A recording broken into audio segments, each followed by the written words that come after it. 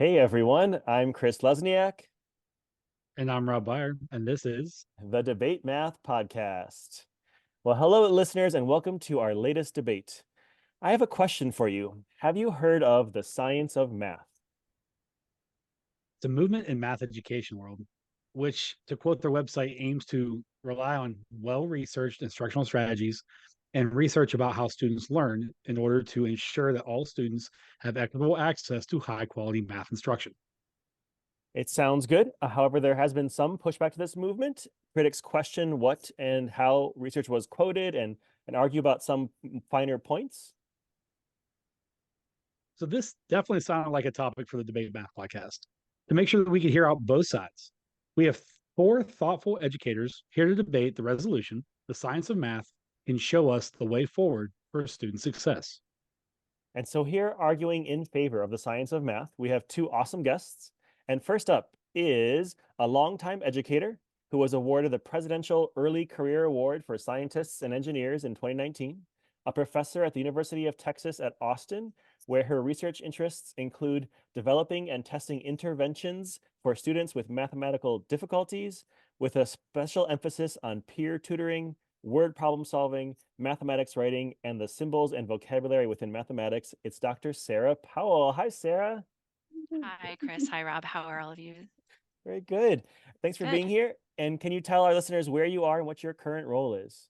Well, you did a really good job with that introduction. So, yes, I am a professor at the University of Texas at Austin, and all of my research and teaching and everything that I do in schools really revolves around mathematics, particularly for students who struggle with mathematics. So, we design interventions and see if they are important or efficacious. We do a lot of work with teachers, and then I do a lot of work with teacher professional development across the country and world. Very good. And then arguing along with her is a former middle school math and science teacher in Pennsylvania who left the classroom to be a teaching and learning specialist at Delaware County Intermediate Unit, and then an ed consultant with the training arm of the Pennsylvania Bureau of Special Education. This educator has also worked for Age of Learning as a curriculum developer and code.org as a facilitator and program manager for Eastern PA. He is also a lifelong fan of the Philadelphia Flyers. It's Jonathan Regino. Hi, Jonathan. Hey, Chris and Rob. Glad to have you here. Can you tell us where you are, what your current role is? Yeah, I'm right outside Philadelphia, working for Inver School District as a pre-K to 12 math supervisor. Very good. Welcome. And now, for both of you, the question we ask all of our guests is, when did math first become controversial to you? I'll start with you, Sarah. That's a great question. I had to think back on this one. So, I did my graduate studies at Vanderbilt University, and probably there I was working in a department of special education. And that was probably one of the first times that I realized that people in a different building had a different approach to the teaching of mathematics. So, maybe it didn't become controversial, but that's when I first realized that there were different approaches to how we would support students in math, particularly students who struggle with math. Very good. And Jonathan. Going back to freshman year in high school, I was taking geometry at the time, and my teacher was the AD, taught part-time and athletic director part of the time. And first day of class, he sat me between the two star football players and looked at me and said, make sure that they pass. And for me, I took that as I need to make sure they could play every Friday night. And I realized at that moment that the math class wasn't about my success, but about them playing. Okay. Well, thank you both for that. And we have a team of two awesome educators arguing against. First up is an international expert on how the brain learns and a co author of the best selling book, Brain Based Learning, among many other publications. With over 25 years of experience in education, this educator bridges her knowledge of how the brain best learns with her experience of teaching math to create tangible strategies to support teachers and schools across the globe. She has helped create new schools, leads whole school reforms, delivers workshops, and speaks at conferences. She can be found at the park playing football with her three young boys. It's Liesl McConchy. Hey, Liesl, welcome back. Hey, hey! I'm so excited to be back here on the Debate Math Podcast. Can you tell our listeners, remind our listeners where you are and what your current role is? Yes, I am coming to you from San Diego, California, across the street from the beautiful park where we play football as a family very often. And yeah, my current role is I am currently working on a new book, and also I'm doing a lot of consulting, translating the learning sciences for teachers all over the world.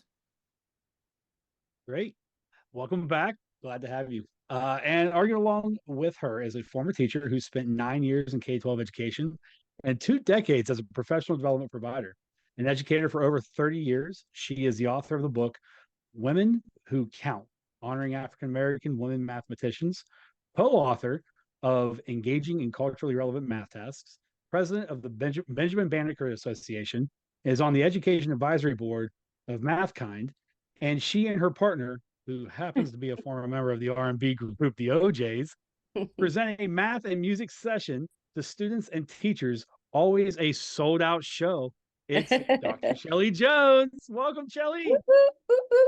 Hi, everybody. Glad to be here. This is my first time with Debate Math. Like Rob said, I live in Connecticut. I think he said that. And we still have a little snow on the ground, but it's starting to melt. So I'm just glad to be here. I work a lot with pre-service teachers, especially math methods.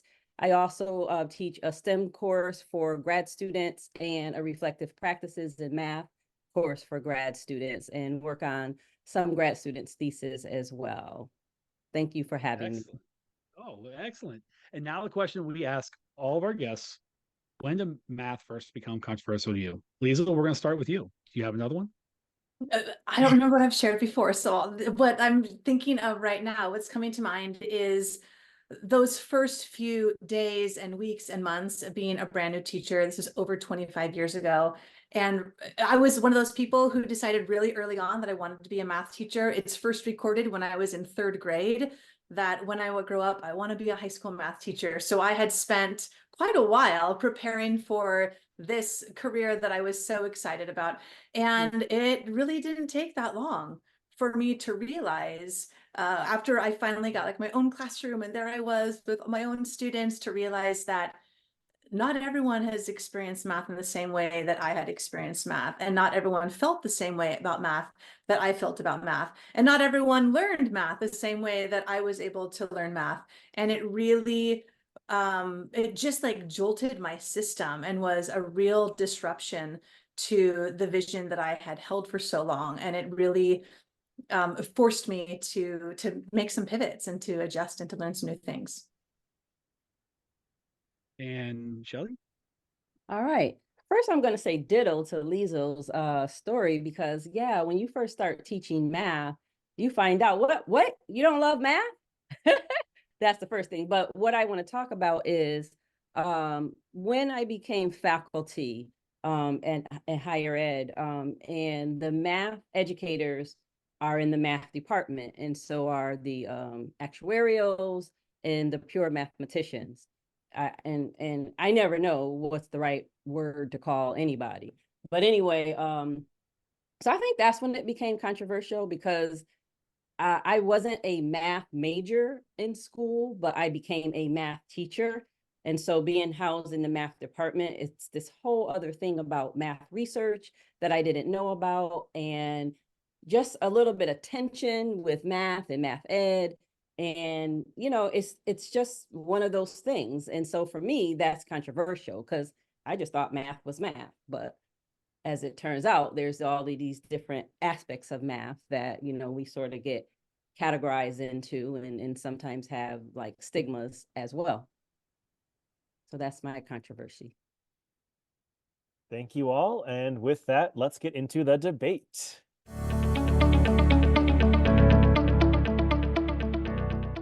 We begin with opening statements from each of our speakers. You each have 2 minutes to present your arguments.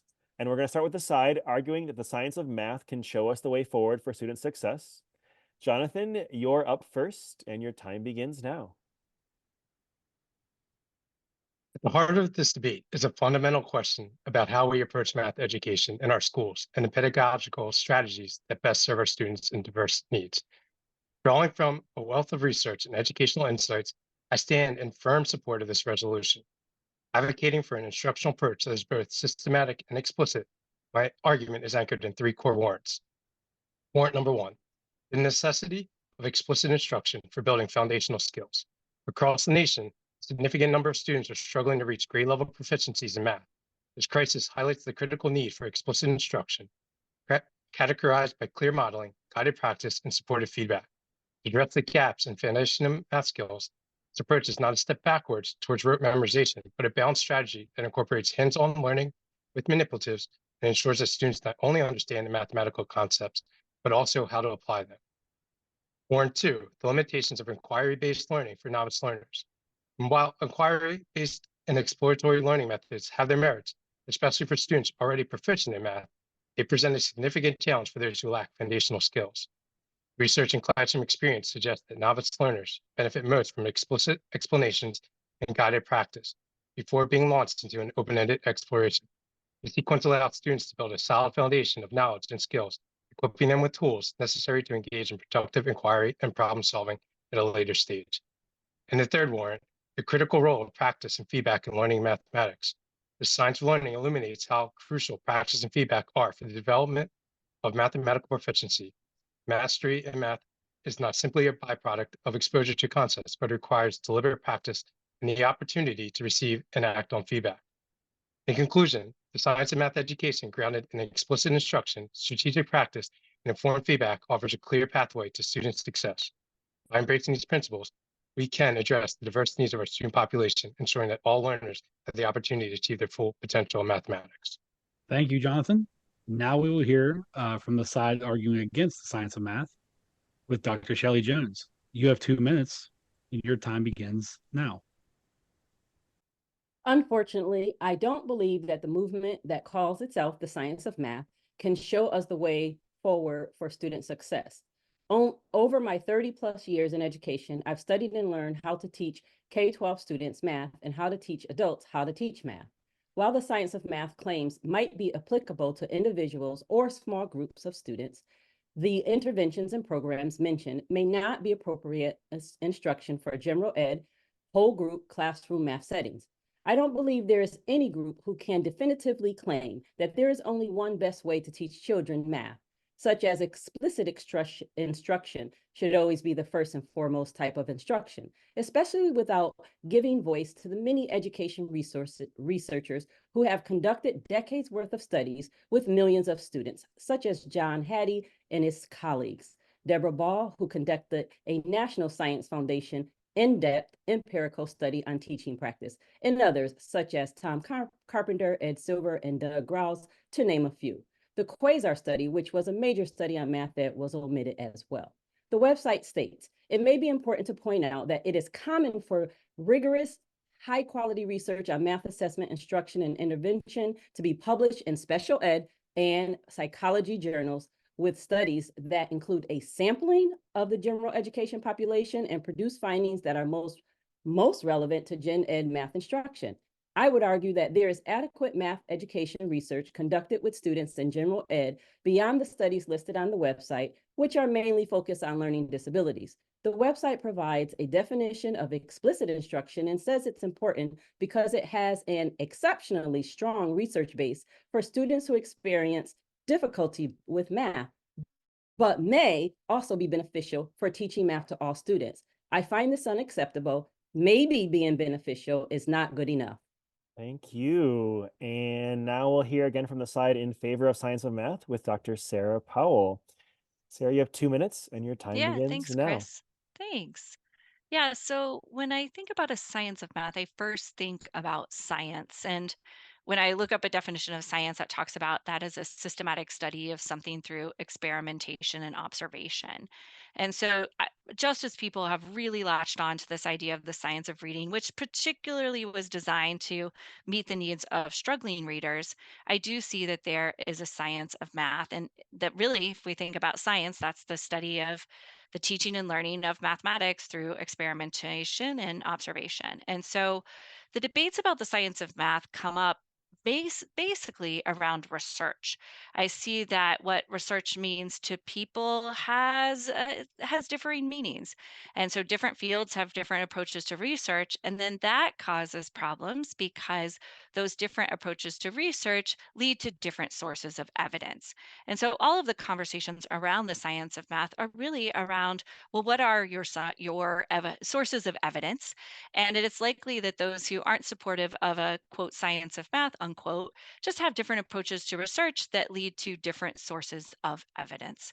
So just as an example, when I think about medical science, the NIH, the National Institutes of Health, they suggest randomized control trials are a gold standard for medical research when thinking about approaches to helping people.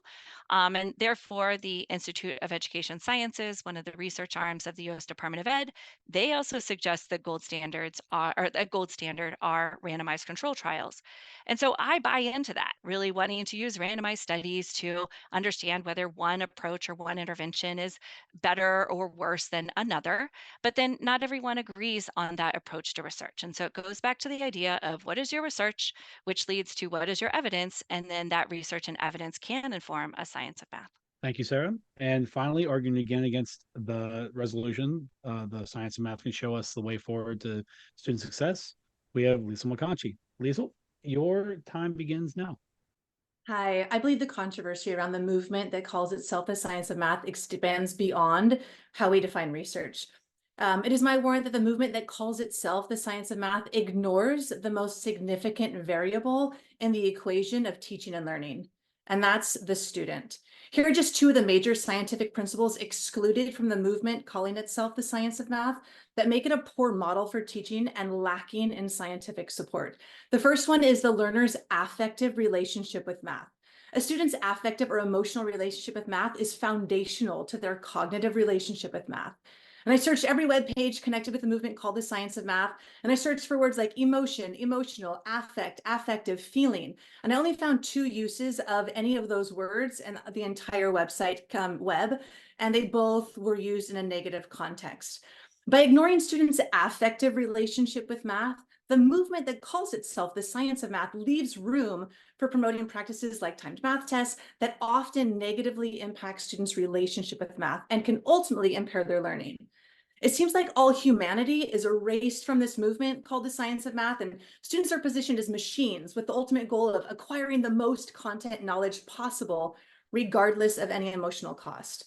The second warning is that the learner's perception of relevance of the material seems to be missing.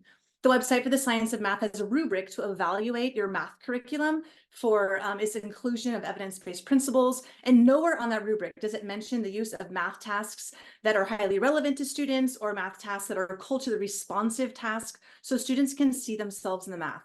Now, relevance is one of the brain's inherent motivators. When students perceive math as being relevant to them, it activates the attentional systems of the brain, the motivational systems of the brain. And yet the movement that calls itself the science of math excludes this essential principle of effective instructional design.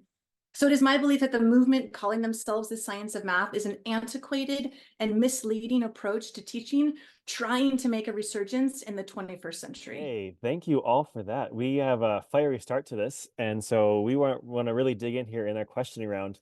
And I want to start, Sarah and Jonathan. So I hear the other side saying like the movement that calls itself the science of math. So can we talk about just the title? Like, where does it come from? Are you a big fan of that, or is it just something that could be changed or something? Like that title by itself, like what does that bring out to you? Yeah, no, I think that's a good question, Chris. I see that so much of this is born out of the science of reading movement, which people love or don't love. But the idea there is that there across the United States are a lot of students who struggle with reading. In fact, it's the majority of students in the United States. And we see the same thing in mathematics. I think what did the NAEP tell us in 2022 that 64% of grade 4 students did not meet a minimum level of proficiency. And so that's showing us that, this is not a special education effort or a general education effort, but this is really for all students. And if the majority of students in the United States are experiencing some level of difficulty with mathematics and not meeting a minimum level of proficiency, which is also usually very minimal, then we need to do something about that. And so I think that just latching on to that science of reading, it makes sense to have an analogous effort called the science of math. And I believe that's where that came from. Was the science of reading, just out of my own curiosity, as controversial as science of math has been? Oh, So, 100%. okay, Yeah. I mean, you've so in got both to, realms. oh, for sure. There's, these whole ideas of peoples in camps, which I really see as a total false dichotomy. I mean, there's a time and place for everything in reading instruction, just as there is in math instruction. But when we're thinking about students who really need help with that foundational content, there are some approaches to the teaching of that content that have been shown to be really important for those students. And that's where so anytime you think about the science of reading, there is a direct analogy for the science of math. Okay, and then we go to the other side then. So their argument sounds like they want all students to have high quality math instruction. We really want to help students with, the struggling students, the low scores that are happening. And Mm. so is it not important to listen to their research, or what are your thoughts on what they're saying? Well, Um, I'm a little bit confused because I feel like I'm hearing two different things from both parties on the other side of that. I heard Jonathan talk about how the need is like this three-step process of like explicit instruction, guided practice, and feedback. And then I heard Sarah talking about what in the comparison to the science of reading, how there's a time and place for a variety of instruction. So I'm just wondering if one or both of you maybe could like clarify that because it seems a little bit Yeah, I think it's confusing. the time and place is, are we working on foundational content or are students engaged in more higher level content and more transfer? I think that that's where I could see that more inquiry could come into place there, but we really can't do that if students don't have a strong foundation in whether it's counting or fractions or geometry or whatever it might be. But I'll mm, let Jonathan add to that because he may have some ideas that are different than mine. Yeah, I see it as a mode A and a mode B teacher. So Tom Sherrington in his book The Learning Rainforest kind of mentioned this idea that, we do need that inquiry piece. We do need um that ability to dig into really deep into problems, but it's the order I think that really is divided when it comes to science and math, where I think I take the stance that we need to focus on the basics first and then go into the inquiry.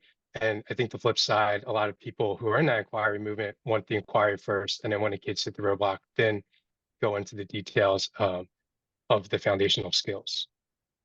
So just to clarify, the position of the science of math is that inquiry learning cannot go first. cannot facilitate learning effectively, that it needs to come after explicit instruction and foundational skills are built. That's what I'm hearing. I can't speak for everybody in it, but being in a school district, what I'm finding is that if the kids, we go back to the brain science piece, and you go a novice learner, a beginner is categorizing things by weak links. They're looking at things that are individual pieces of a puzzle, whereas expert learners are looking at schemas and they're looking at all the connections when they're tackling a problem. So if you start with that inquiry piece, you don't have all those connections. And that slow process of trying to figure out things, yeah, that can happen. But if a kid is starts to struggle, you run into that opportunity where they might um, have that negative impact and have that negative feeling um, coming at that. Whereas if you start with the basics, you kind of prevent some of those roadblocks from happening at the beginning. So just to clarify, the science of math, the movement that calls itself the science of math positions explicit instruction must precede inquiry-based learning. Hmm. And I that would it's suggest it's really for which students are we talking about, right? And really, I see that the science of math is trying to help all learners be successful with math, particularly students who are experiencing that difficulty. And just as I think about when I learn something new, how do I learn that thing? Like if I'm learning to play an instrument or to bake bread or just really anything, typically there's a model. I watch a YouTube video and then I have to do a lot of practice and I get feedback on that. That's helping me just pick out the notes on my, my bass that I'm learning to play. But then later on, I can start to construct my own songs and go beyond that. But as a novice learner, as a struggling learner, The research really does show us that that modeling and practice is really important for that foundational skill, and then you can go on and apply that foundational skill. So Let- I agree with that, like procedural learning. Well, and math isn't a strictly procedural subject, but I just want to like get really clear because there's a lot of questions about these. So I want us, like, this isn't just about the 6 of us here. It's about clarifying things for the greater audience and our listeners here. Is that like is it like, do you not believe that you could hand a student a piece of patty paper or a triangle that's cut out of construction paper and have them like fold it to find the midpoints of 2 sides and have them like connect those midpoints and like do some measurements and learn something, but they have to be explicitly taught it first? Well, I think that they're going to have a lot of background knowledge to be able to do that task that you're asking them to do. Like So to to fold understand something in about half? folding and triangling and what does it mean to have something in half, right? Yeah, Like but that's we something want to that make Jonathan sure would have that done. students have that background knowledge there in let- Yeah, order to so be I able to would think engage that like successfully Hold in on, that Lisa, task. let me hear her out. Yeah, And sorry. okay. I Yeah. want to make sure everyone gets their Oh, chance. go for it. Yeah. Sorry. Yeah. Sorry, I just feel like, I mean, that's something Yeah. that you would learn in like a 9th grade geometry class, like the one that Jonathan was alluding to. And I think that like folding a piece of paper in half is definitely a skill that a 9th grader would have Let me, in I want to, terms of like can knowledge. I jump in? I want to bring Shelly in the conversation so she doesn't feel left out here. So I just want to add, I so I'm hearing a big distinction of like whether inquiry can come first or later or like what the order is. So can you weigh in on that a little bit, Shelly, of your thoughts? yeah, I think the reason why you're hearing that is because on the website and in some of the one pagers, it's very clear that the people who follow and advocate for the science of math movement believe that, the explicit instruction has to come first. But we have other organizations like NCTM that talks about productive struggle and talks about procedural and conceptual being done together, right? Because if students learn a procedure without understanding the concept, many times they just learn how to mimic a procedure or how to just follow instructions. But we find that they're really not understanding why they did some of those things. And so to Liesel's point, I think, and I do it all the time, especially with college students who have never had the opportunity to do it. I have them play with things, but I orchestrate, what I'm going to have them explore. So I have them explore some things. I ask them to do some things. And from that, we reflect on, well, what do you think? What did you find? I know that elementary students are capable of doing that as well. And so I know that you can have students explore before you explicitly show them how to do something. So I don't think that there always has to be 100%. And that's where I feel that, there's a little mistake there, that you're advocating that it always has to be this way. And we can't say always when we're talking about kids. We just can't, because all kids are different. And I always hear that qualification of students who are struggling. And so if you are only talking about students who are struggling, it may not always transfer to the general population. So I don't know if that's true. I don't believe that that's true. One last point is that the reason why we're having a problem with calling yourself the science of math is that you're leaving out decades of research that we know about. We're steeped in it, and you're leaving out this research to say that it basically doesn't matter, right? And there are different kinds of research. There's qualitative, there's quantitative. So there's not only randomized studies, which is very difficult to do with children because they're human beings. It's not the same as health. So let me just say this. So on the website, there's 4 articles that are from EdSite. 1 from psychology, 2 from elementary school journal, 1 from behavioral ed, 1 from AERA, 2 from learning disabilities, 1 from special education, 1 from psychological assessment, and only 1 from the Journal of Research on Math Ed, which is the premier journal for research on math ed. And so that's where it becomes problematic, is if you're going to call yourself the science of math, I just feel like there's not enough acknowledgement to what math actually brings to the table. I do want to change topics here, but I do want to give Sarah one chance just to respond to some of those comments that were just made. Well, I think that it has to be really interdisciplinary. And I was able to participate in a meeting kind of about the science of math debate with a bunch of cognitive psychologists and math educators and people like myself who, hang their hat in both special ed and math education. And so that literature traverses journals. And I think that some of those journals are, even though they seem like they're a psychology journal, a lot of math people publish in there. So, there might be one journal which represents some of the best of math ed. And I think it's an opportunity for math ed people to come together and say, all right, well, here's the research that we are supporting, and here are some of the evidence bases that are coming from that. And we think that this contributes to the science of math. So I would say anyone's welcome at the table, and let's bring the research and talk through it. Because when I went to that meeting in the I guess it was now in the fall, there was some really amazing conversations across disciplines about how we need to not look within the silo that we're all in, but at all of these other different resources. So I'm glad you bring that up, Shelley. All right, I want to pivot a little bit because I want to talk a little bit more about some of the things that we've researched, and some of the topics that people are discussing, and the ones around algorithms. And I'm actually going to start with Lisa and Shelley. Can we still teach algorithms? Where do algorithms fit in terms of math education?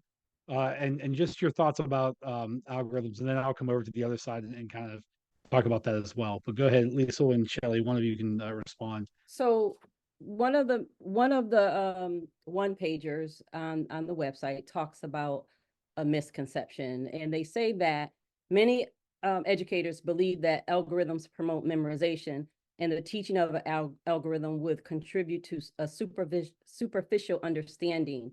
And this belief leads to the idea that students should not be taught algorithms, right? And their truth is that they say an algorithm is a step-by-step procedure for solving a problem, and is generally the most reliable and efficient way to solve a problem. And I don't need to read all of it, but what I want to say is that one of the things that I'm struggling with is these sort of absolute statements, right? Because students are so different. And yes, we both agree, the science of math advocates and NCTM and myself, math educators, we all agree that algorithms are okay to learn, but not just algorithms for the sake of algorithms to just get an answer, keep, change, flip. But why do you do that? What does it mean, and how do you connect it? And I remember watching one of the videos, and someone was talking about how, when you use manipulatives, it's sort of like you're just doing a procedure or blah, blah, blah.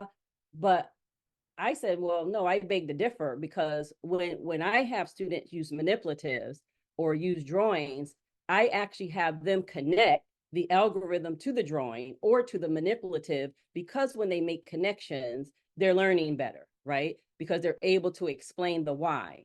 And so I think we both agree that algorithms are okay to learn. So when I read some of these misconceptions, I'm wondering, with all the research that you're talking about, I never got a sense of, when it says many educators believe that algorithms, blah, blah, blah. Well, who are many educators? Who is saying that?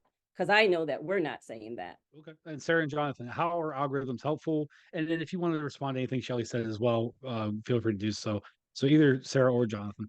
Yeah, I agree with much of what you said. I do believe in starting with the manipulatives and getting to explore the manipulatives and trying to understand how those pieces fit together. I think there is a difference between our version of explore and then the inquiry that we've been talking about. I, if we take that CRA method and exploring with the manipulatives first, and then moving towards that algorithm, and so the students pick up the conceptual and the procedural at the same time. I think that's beneficial. I think there is a definitely somebody mainstream that talks about algorithms being a an area to avoid and focusing on kids learning strategies and models, and using algorithms as a stopping point from thinking. And I think that's where a lot of that discussion comes from. So was the science of math, the movement that calls us 5%, was that, did that evolve as a way to like push back against a single person that you're referring to? Or I'm just like, why I'm like uncertain why we're talking about a single person. I mean, I've also heard this comment in schools. I do a lot of work with teachers across grades 3 through 8. And while it's not specific to algorithms, I've had quite a few teachers tell me that they've been told they're not allowed to practice facts in the classroom. And, I think all of this is just messaging that gets like a bad game of telephone. And I'm like, no, you're allowed to practice facts. And they feel relieved because like we work with a lot of middle school teachers and almost all of them say my students still don't know their multiplication facts and it causes problems in so many areas of mathematics. And I'm like, there's a lot of ways we can practice multiplication facts. Let's talk about some of those, right?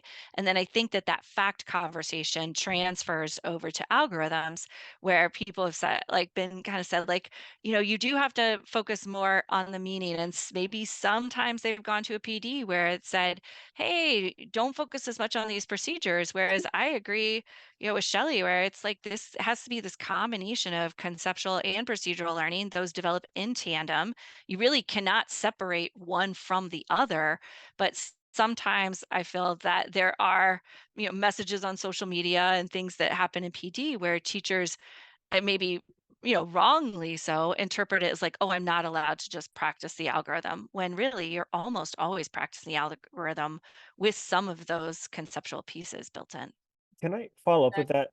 Just thinking about like practice, time tests, fluency, kind of in that realm. I mean, start with Shelley and Lisa. Like, what does that look like to you, ideally? And then I'll hear from the other side.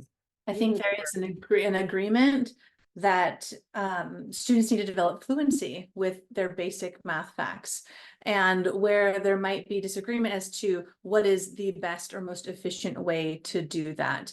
And when you take a look at a comprehensive swath of research in education and math education, and really center the student, the learner in that experience, then you realize what are some of the more efficient and effective ways to help build that fluency. And that, of course, would be through things like social learning, through joyful learning, which often involves games that build that fluency. And it's going to take time, it's going to take practice, but there's ways to put in those reps to build that fluency that actually builds a student's math identity instead of breaking it down. I just want to follow up with something. So there's this thing with, you got research, you got PD people, you got teachers, right? And there's this thing where when you make things absolute, teachers think they have to do it, right? And I'm going to say it again, that's where I have a problem with some of the stuff on the website, right? So there are some things that we agree on, and but it's just sometimes it's just the way it's said, right? Incorrect messaging, like CRA, concrete representation, abstract. I teach my pre-service teachers that because they're going to be elementary school teachers, and I think that's great for early childhood and sometimes even for upper elementary. But I think sometimes the Launch Explore Congress is also great for students for older students. And so when you say CRA is the only way, that's where I have a problem, because it's a great way. It's great to start with concrete, even with middle schoolers, but not always. It depends on the content that you're teaching. Some things are better exploring first.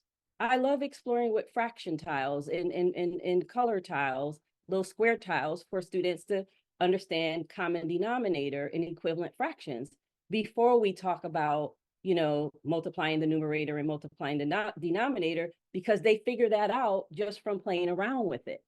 And so that's why I think just saying that it can only be this way, I think that is problematic, because there are some content that is better using launch, like pi, taking out a piece of string and measuring around and measuring the diameter, right? And then just having them divide that and then having them talk about it. So I think that you don't leave room for that with the language that's on the website. And also when you say things like what Shelley read earlier, like algorithms are the most efficient way. And when you take a look at like time constraints, if you're centering your clock, and that is the most important piece in your pedagogical decisions in terms of being efficient, then sure, teaching an algorithm could be argued to be the most efficient for time. But when we center the student in all of our decision-making processes, especially our pedagogical decisions, then we realize that teaching an algorithm isn't always the most efficient way to teach students, because there are implications to that expand days and weeks and months and years beyond the few minutes that you saved by teaching directly to an algorithm first and foremost. Because if you're missing some of that exploring or that conceptual understanding that will be supporting them for years and years to come, when they are struggling later on because they don't remember, oh wait, shoot, hold on, is this when I'm supposed to like flip, switch, flip, divide, no, turn, twist, do a cartwheel? Like I forget what's like the algorithm for this because they missed out on a few minutes of that conceptual understanding. So my hope for those who are listening, that as we make instructional decisions for our students, that we always center our students in all of our decisions. And other factors like time and efficiency and tests and scores, that those become secondary considerations, but we really put the student in the center, which brings us to questions of like, well, what do they already know? Who is this student? What do they bring to the table? What like content knowledge do they already have? Where are their gaps? And that's how we can make the best decision for the individual students that we're working with. So let me go to the other side with the same question. Just so with science of math, what does like practice and time tests and fluency look like in your mind? And like how absolute is it, like Shelley was asking? And so what is your view of those things? Oh, that's a great question, Chris. And I think it really depends upon what you're trying to do, right? So we'll go back to facts. We'll start there. So, if you're looking at fact accuracy, you really can only measure accuracy through untimed assessments.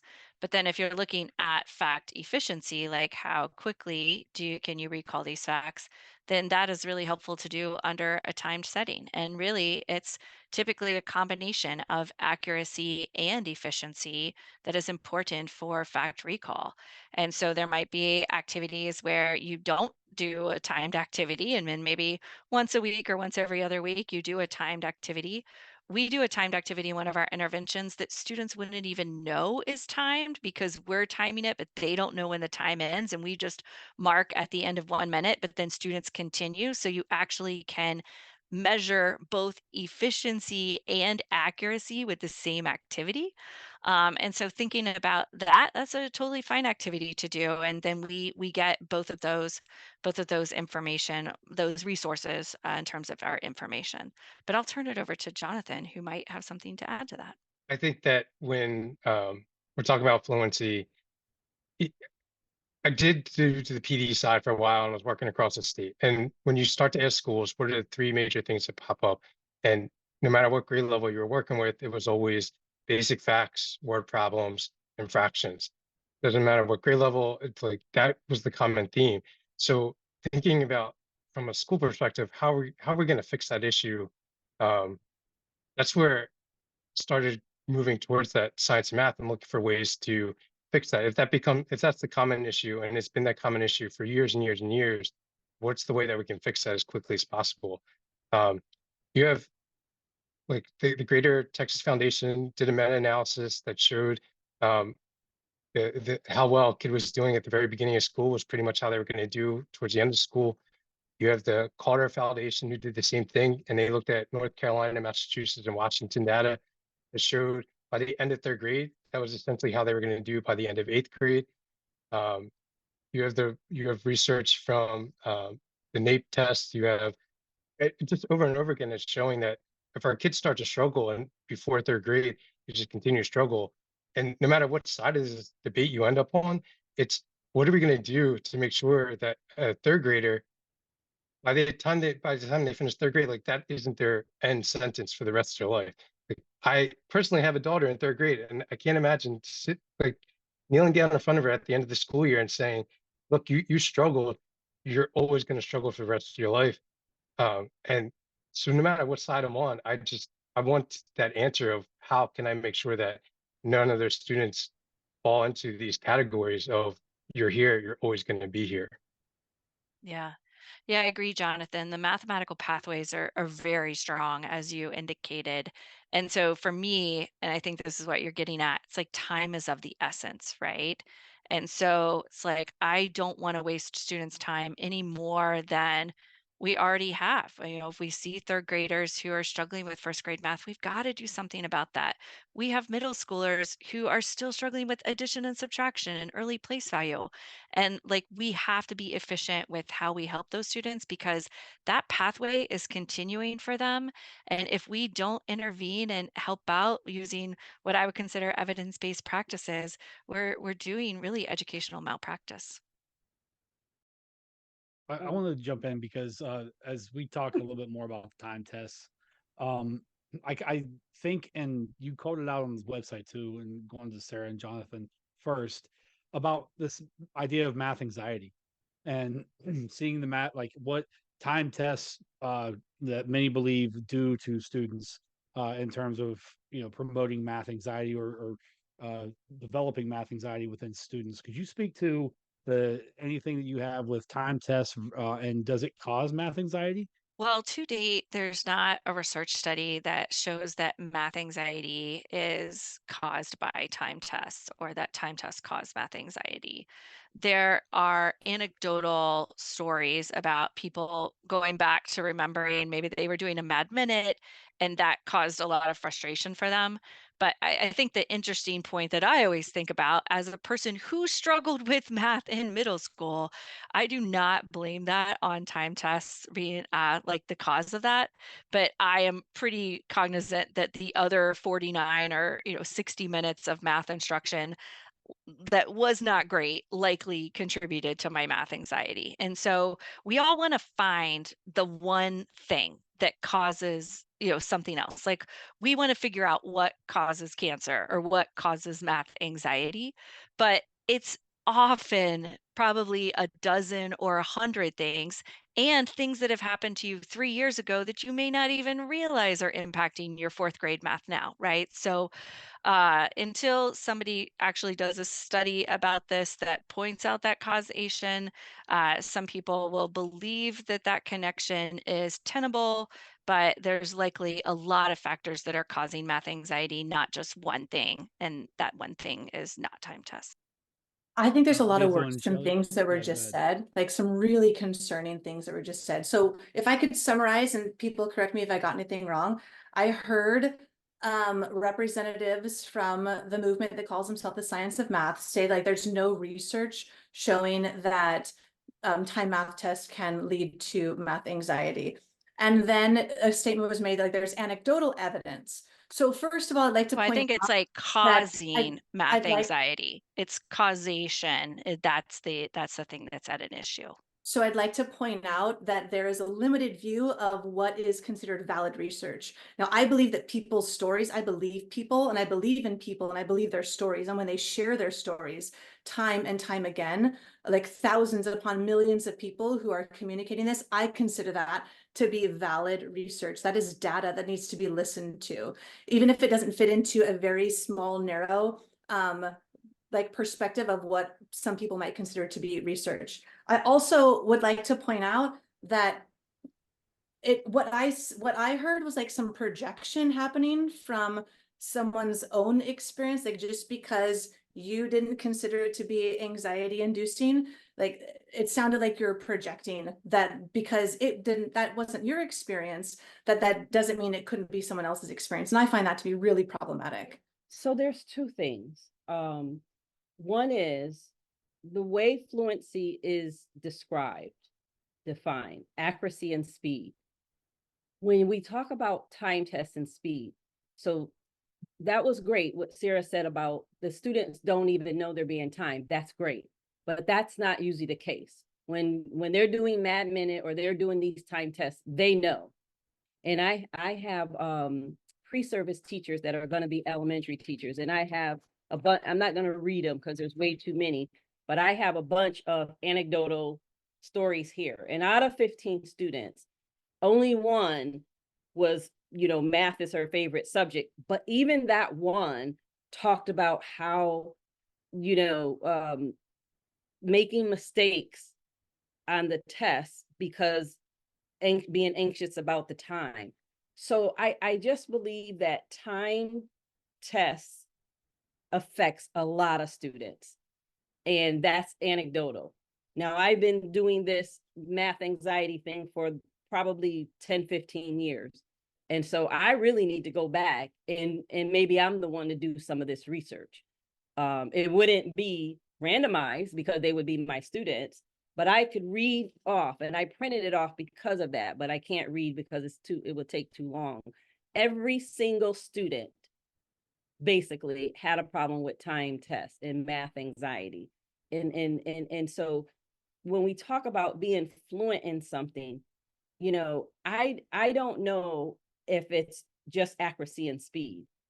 you know I think when we put speed in it, and I know that I understand that you're saying the speed comes after. I understand that it's not at the very beginning, so I understand that there's these stages, but I just think that students will begin to know, because they're pretty smart, what's important. If the answer is what's important, that's what they want to know. Mrs. this right, Mrs. that right. That's all they want to know. They don't want to understand it. They just want to know, is it right? And so I think that it's a danger to having that as a goal, accuracy and speed. Because I'm slow. I'm slow. Yeah, I And have two questions. Sorry, yeah, sorry. no, I'm done.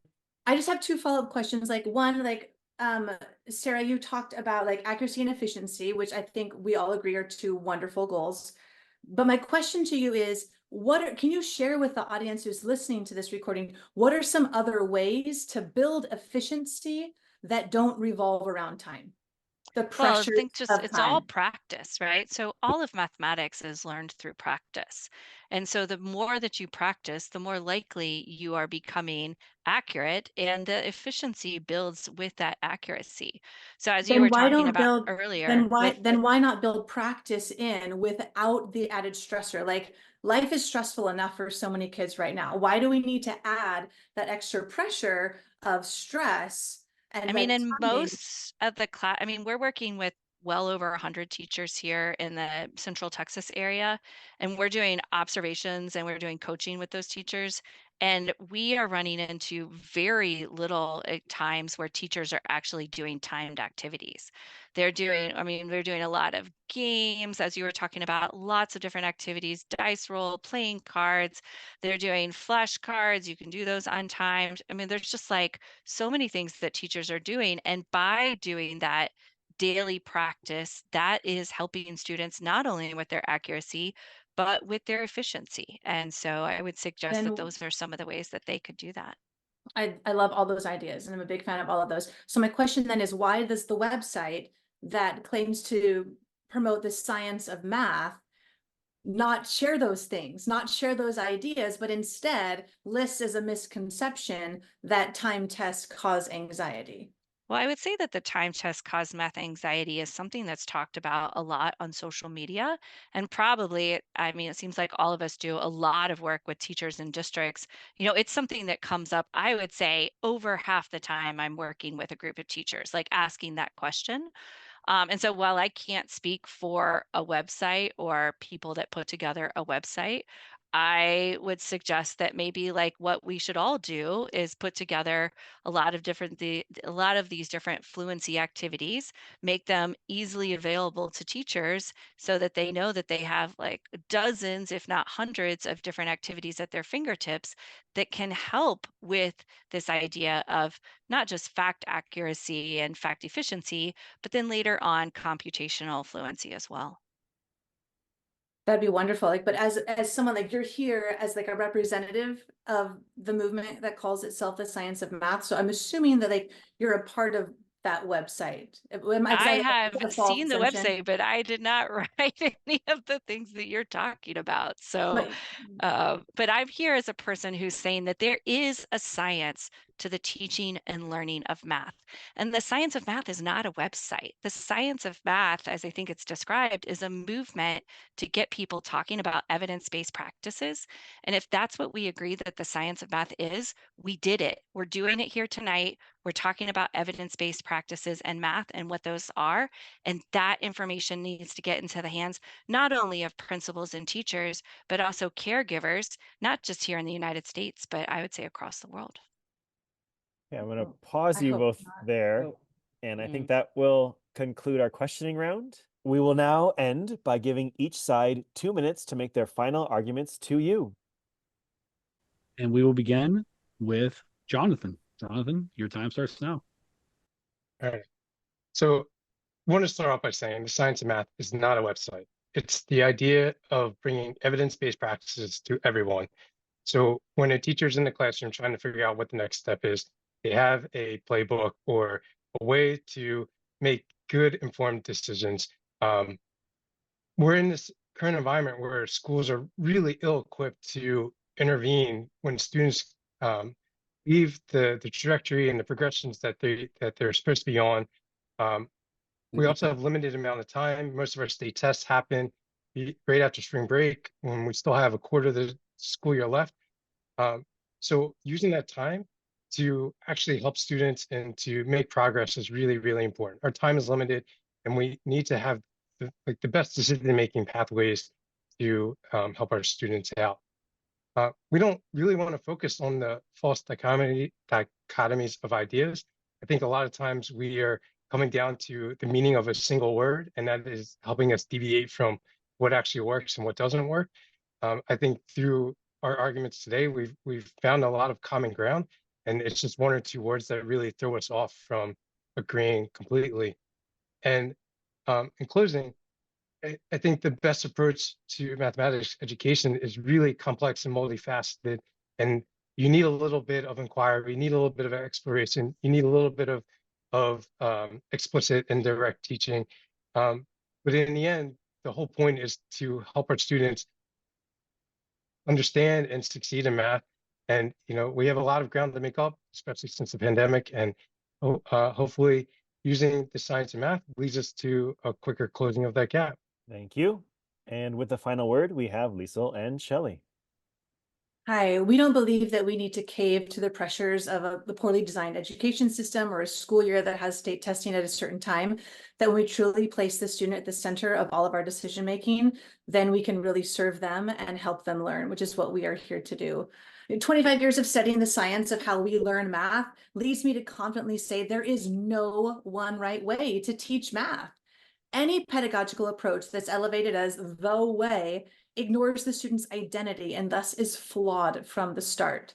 I mean, think about it. Imagine a teacher who is starting off a new school year, walking into a classroom with 30 unknown learners and having the audacity to say, I know the right way to teach these students math, without knowing who they are, where they come from, their culture, what they care about, what they know about, how they feel about math, how they see themselves with math.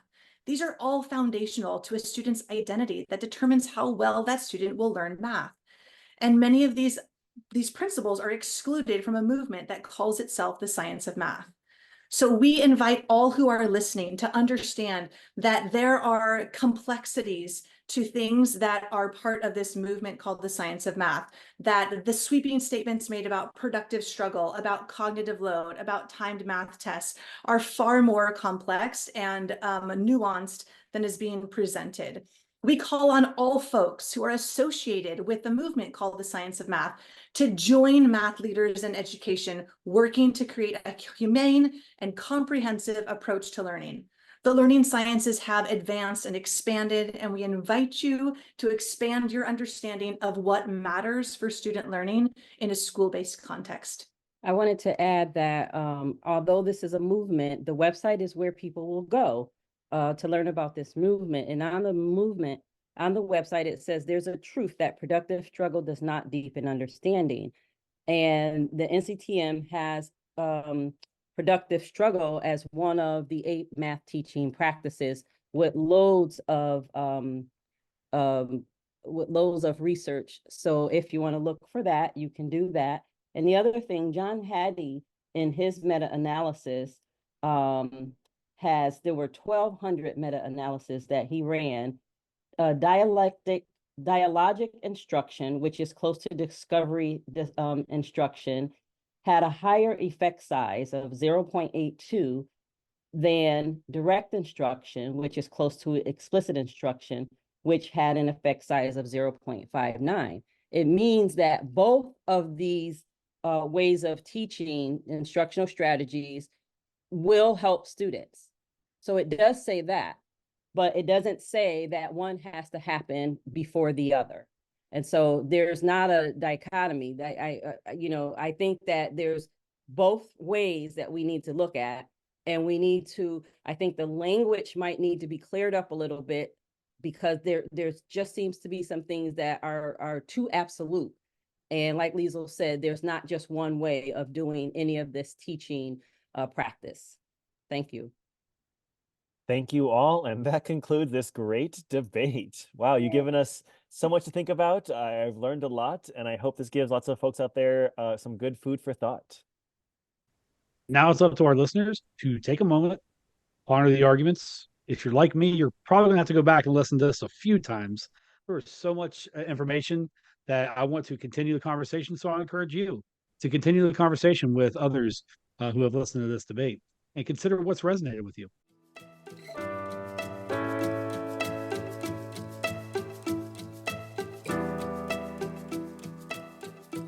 Be sure to go to our Twitter at DebateMathPod to share your thoughts on this debate. And I have to say a huge thanks to all 4 guests.